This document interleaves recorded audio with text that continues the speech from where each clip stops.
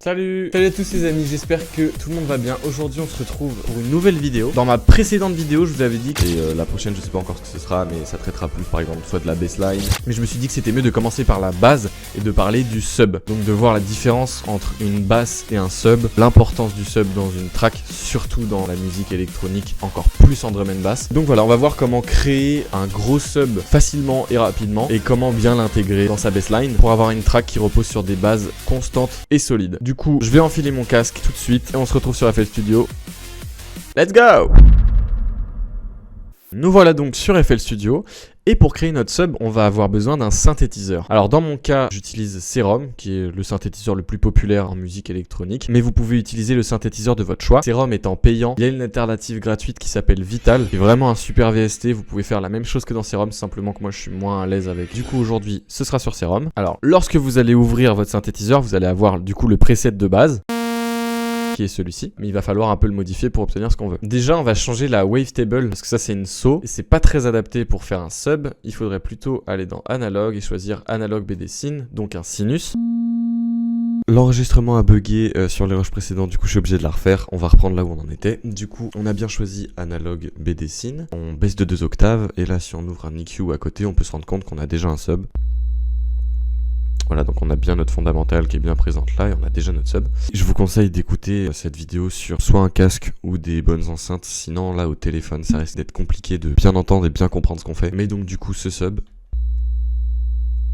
il est pas très audible au final, il est pas très présent. Du coup il y a plusieurs techniques pour remédier à ça. D'abord on peut jouer un peu avec la position de la wavetable.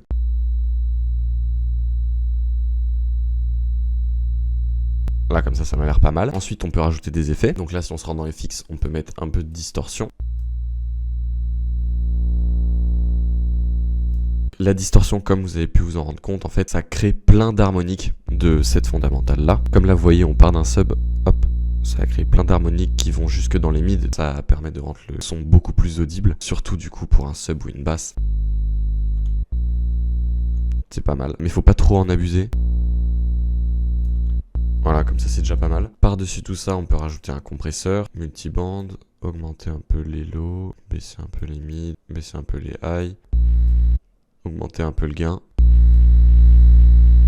Là on commence déjà à avoir un truc pas mal. On peut encore pousser le truc en mettant un EQ, en boostant un peu ici et un tout petit peu là. Voilà. Faut pas trop abuser non plus. Et là pour le rendre encore plus puissant, on peut ajouter la touche finale, donc du white noise. Hop.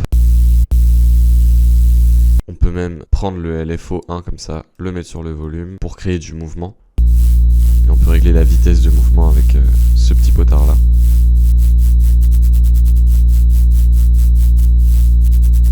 Enfin bref, vous pouvez jouer, rigoler, vous amuser. Mais du coup là on commence à se retrouver avec un sub assez puissant. Trop fort. Donc sans les effets et le white noise, ça ressemblait à ça. Et avec tout le reste. Donc voilà pour ce qu'il en était de la création du sub. Alors c'est pas du tout universel, c'est pas la seule manière de créer un sub. Mais voilà, moi c'est comme ça que je fais. J'aime bien ce sub parce qu'il remplit bien le spectre. Donc il est très audible. Après je mets pas de white noise dessus nécessairement à chaque fois. Tout dépend de ce que vous voulez faire, de votre mix, des basses qu'il y aura par-dessus. Mais le sound design, c'est vraiment quelque chose de variable, c'est pas du tout fixe. Il y a plein d'autres manières de le faire, hein. Vous n'êtes même pas obligé de prendre cette wavetable là. Mais donc du coup, voilà en gros comment créer un sub assez rapidement. Et on va tout de suite voir du coup comment bien l'intégrer dans un mix. Donc j'ai ouvert un autre projet qui est une track que j'ai sortie cet été, disponible sur toutes les plateformes, vous pouvez aller l'écouter. Je vais vous passer un court extrait et après on va décortiquer tout ça.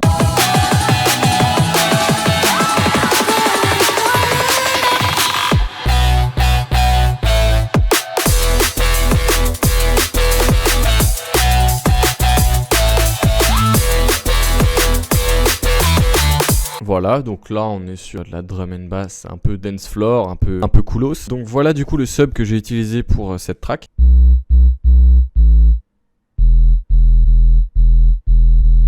on se retrouve avec un sub bien présent et bien audible. Pour l'intégrer dans mon mix, ce que j'ai fait, c'est que tous les synthés autres que le sub, donc tout ce groupe là,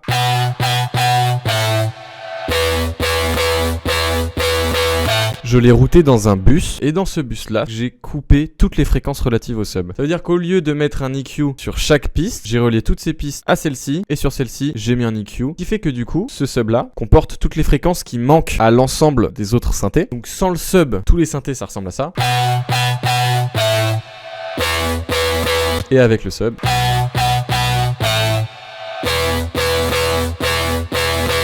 on se retrouve avec une bassline qui a beaucoup plus de corps, avec une base bien constante et solide. Là, j'ai ouvert encore un autre projet pour vous donner un autre exemple. Alors, je vais juste vous mettre un petit extrait comme d'habitude et après, je vais décortiquer tout ça.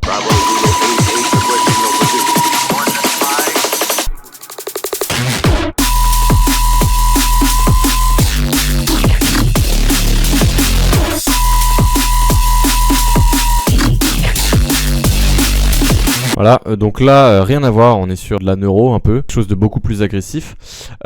Et donc du coup, pourquoi je vous montre ce projet? Parce que j'ai plusieurs basses différentes. Donc j'ai celle-ci, celle-ci, celle-ci, celle-ci et celle-ci. Comme ces basses n'avaient pas toutes un sub constant et tout simplement pas toutes le même sub, ce que j'ai fait, c'est comme pour la dernière track, j'ai routé toutes les basses dans un bassline bus auquel j'ai appliqué, comme précédemment, un EQ avec lequel j'ai coupé toutes les fréquences qui correspondent au sub. Ce qui fait que du coup, on a une bassline sans le sub qui ressemble à ça.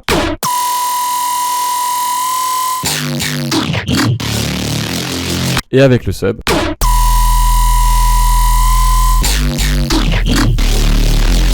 En fait, comme vous avez pu l'entendre, le sub contient toutes les fréquences qui manquent à la bassline à la fin, celle-ci. J'ai été obligé de le faire jouer sur les mêmes notes parce que si vous faites jouer un sub pas sur la même note que votre basse, ça sonnera faux et ça va être très dérangeant. Donc comme vous pouvez le voir, la Reese ici, on est sur du D4 F4 et le sub, pareil, D4 F4. Parfois, vous aurez une basse qui sera par exemple ici, 1 ou 2 octaves au-dessus. Votre sub, il faudra pas le mettre au même octave parce qu'un sub agit en tant que sub à partir d'une certaine hauteur de note. Du coup, si le sub, je le fais jouer plus haut, ça ressemble plus du tout à un sub. Donc encore en bas. Là, ça agit en tant que sub. Si un jour vous jouez les mêmes notes avec votre sub qu'avec votre basse et que ça rend pas comme un sub, c'est sûrement qu'il est trop aigu ou trop grave et donc du coup il faudra ajuster l'octave. Il faut que votre sub s'adapte à votre mix et aux autres basses que vous avez dans votre track. Je pense qu'on a fait le tour. J'espère que ça vous a été utile et que ça vous a plu. Dites-moi dans les commentaires s'il y avait des choses pas claires sur lesquelles vous souhaitez que je revienne ou si j'ai loupé certaines étapes. Dites-moi aussi sur quels éléments vous aimeriez voir une vidéo. Voilà, en attendant, je vous souhaite une très bonne journée ou une très bonne soirée. J'espère que vous avez kiffé. Portez-vous bien, à la prochaine. Gros bisous.